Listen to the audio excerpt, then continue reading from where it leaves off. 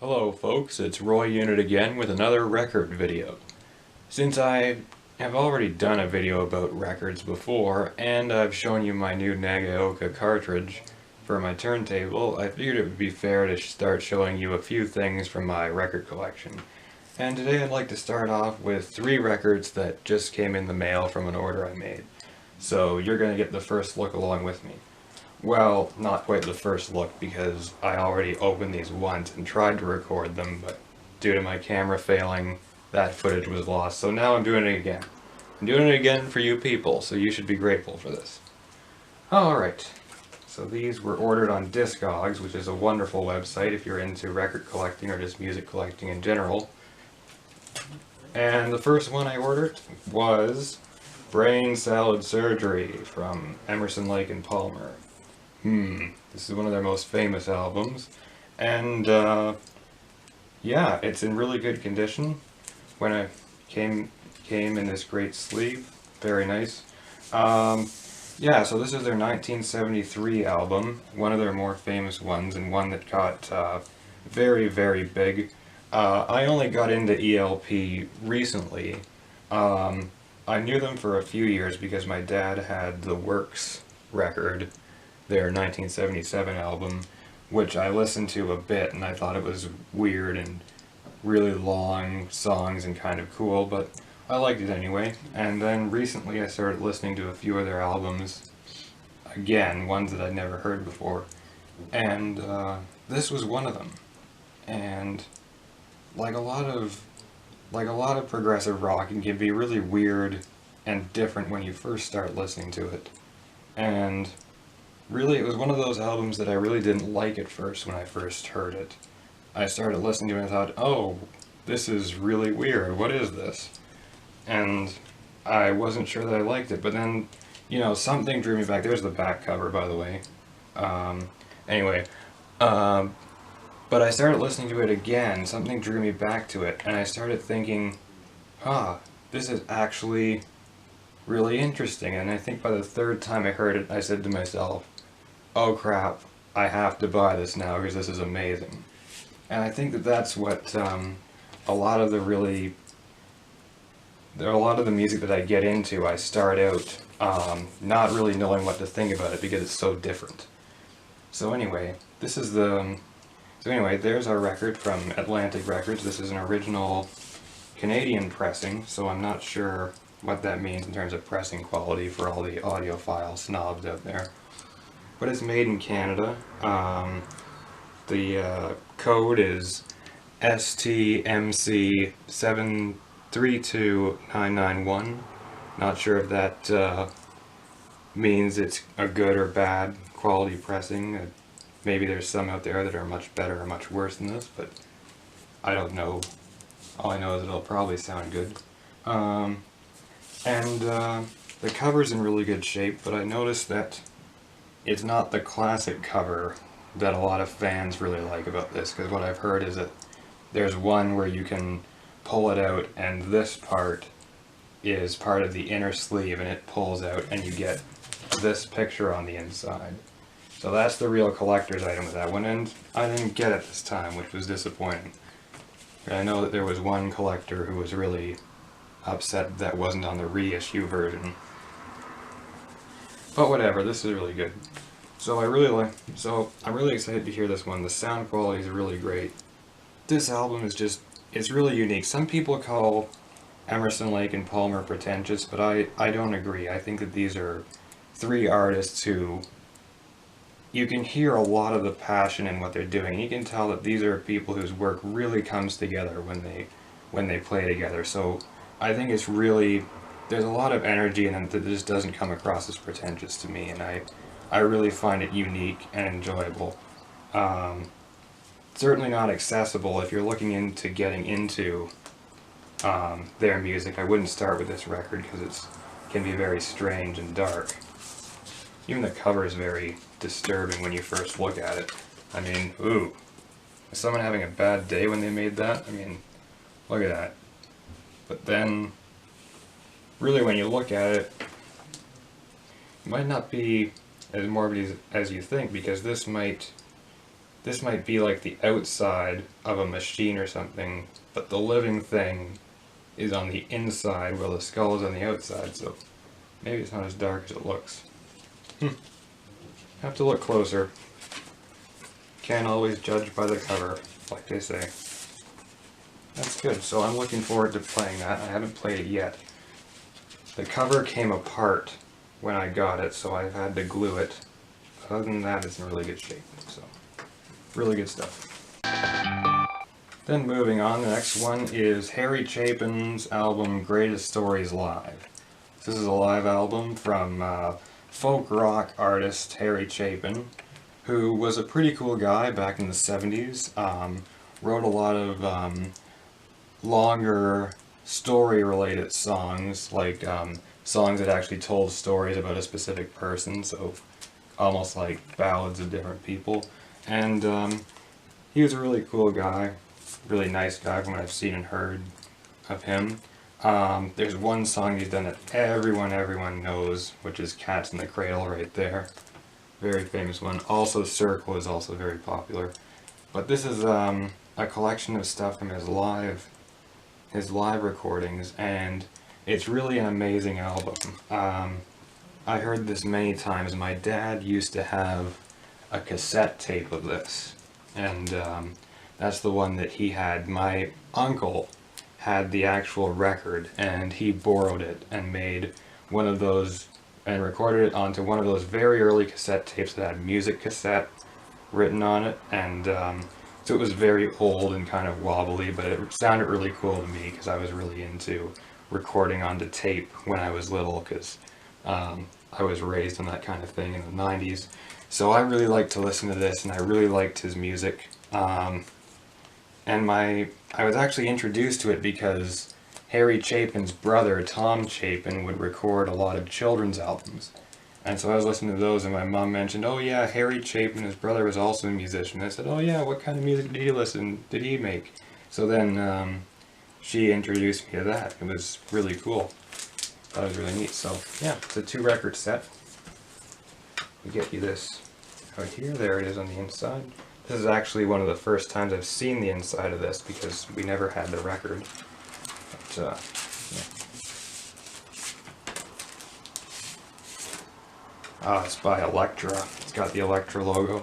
When I was little, I always associated Elektra with the Doors because that was one of the only albums we had that was by Elektra back then, and I would really like to listen to Not Light My Fire, Break On Through to the Other Side. I really liked that song when I was a kid, so I'd put that on, and there would always be that big E with the brown circle, so that became associated to me with the Doors. Anyway, so this is obviously this is original 1976 pressing. It's, yeah, I don't see the wax number on it. It's 7E2009. Yeah, A. That's good, and it looks to be in good condition. I've actually cleaned these off when I got them. I actually used this monstrosity, the Crosley Cruiser turntable, which I got as a Christmas present, and then quickly realized that it really isn't a good turntable. Crosley doesn't make good turntables. So low sound quality, no, not very good sounding at all. A lot of pressure put on the record, and so basically I quickly realized after a few plays that it was really only good for turning my records while I clean them. So that's what I use it for now. Oh well. You're good for something. Good for something. Alright, there's the other record. This one's in... It's got a few scratches on it. I don't know how... I haven't played this yet, so I don't know how it will affect the quality. But yeah, there it is. 30,000 Pounds of Bananas. That's a fun one. Gets the whole audience singing along on that one, so yeah. And there's no plastic sleeve. That's disappointing. I'll have to get one that. Otherwise it's just going to be like sandpaper on the record. On a side note, when I was playing records as a kid, there this kind of plastic on the inside would be kind of like the bane of my existence, because when I would pull it out, it would be difficult to get it back in the sleeve, because I would keep the plastic inside the sleeve. I know you're supposed to take it out, but I didn't do that when I was a kid. And when I would put it back in, I would just kind of stuff the record in, and the plastic would get completely destroyed and crunched up inside. And I didn't take good care of records back then. I don't know why my dad ever let me near them. I was wild. I don't know. I don't know. I was like the average, I guess I was like the average 12-year-old kid with records or something like that. And our final album from the package is this one, Days of Future Past by the Moody Blues with the London Festival Orchestra, conducted by Peter Knight. Oh yes, this is a nice one. I found this one through an online review of a few different records. I think it was by Michael Fremer. And afterwards I listened to it a couple of times on a streaming service, and it's really a unique album because really what they'd done is they'd taken kind of like the ambition that the Beatles had with Sgt. Pepper's Lonely Hearts Club Band, and they did the same kind of thing but turned it into a symphony, which is a perfect fusion of a classical suite and rock and roll. And it's really an interesting piece because everything flows together perfectly. It's almost structured like a classical piece that starts with the beginning of the day and cycles through to the night. And there's all kinds of lovely music on it, and all kinds of great late 60s rock and roll mixed in with it. And when I say mixed in, I really do mean it's seamless. Like, they did an amazing job blending the composition of the classical music and the rock and roll into a seamless piece. So I would really recommend this. It's got some great tunes on there. There's this one, Dawn is a Feeling. It's a really good one. And probably their most famous song, Nights in White Satin, which is really lovely. Interesting cover art here. This is an original 1960s record, I think. It's got that nice paper over cardboard construction, and it's made by Duram, London Records, all that. The cover is really not in good shape. It's old. But there you go, you can see the boys on the back there, and it's really, and you can tell it's 1960s because they have all those liner notes there and all that good stuff. Copyright 1967, same year that Sgt. Pepper came out, and I'm not sure whether it came out before or after Sgt. Pepper in that year, but you can really hear the influence of the Beatles on it, I think, because there's a lot of things that sound like that atmosphere of Sgt. Pepper. That kind of flower power, groovy kind of stuff. It's really nice. And it's by Duram, a stereo. Stereo, in case you didn't realize, recording. And very nice. This is another Canadian pressing because I live in Canada land. Here we got, what's the number? It's Z-A-L-Z. I said Z because I'm, you know, Canadian, no British English, you know, whatever. ZAL 80784 is the wax number on that one. And it seems to be in really good condition. This one I did play, and it's in good condition, aside from a few hisses and pops, which are, you know, for a record that was probably pressed in the 60s, that's not too bad. If it was played a few times, that's good. I also noticed that this guy, somebody wrote their name on it, Russell Beebe. So, I hope I didn't just dox you there, Russell. But, yeah, that's interesting. That's a weird, like, finding somebody's documents in a time capsule or something like that. Huh, wonder who they are. Well, Russell, if you're watching this, I'm gonna take good care of your record and I'm really gonna enjoy it. And if you want it back, I guess you'd have to pay the price that I paid, or like pay the shipping or something like that. I don't know.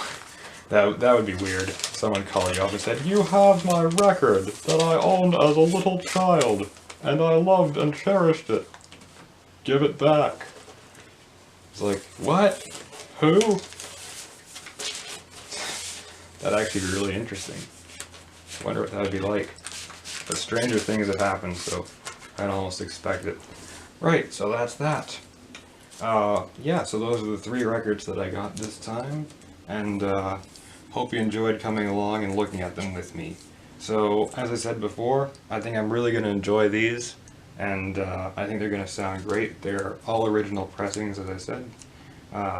This one has the original DES 18012 on it as its call number. And again, I'm not sure, I haven't researched all of these wax numbers, but I just included them as an interesting collector's note for people who are interested in that sort of thing. And yeah, so I think that these are going to be good, and I'm glad that you came along with me to look at them, and I hope to be back again soon with some more great material for you. So until then, see you next time. Hey, you know what's almost as good as getting a new batch of records? Subscribing to my channel. You don't have to pay for shipping or anything. Just click the big button there at the bottom of the screen and you can get all kinds of cool videos featuring me.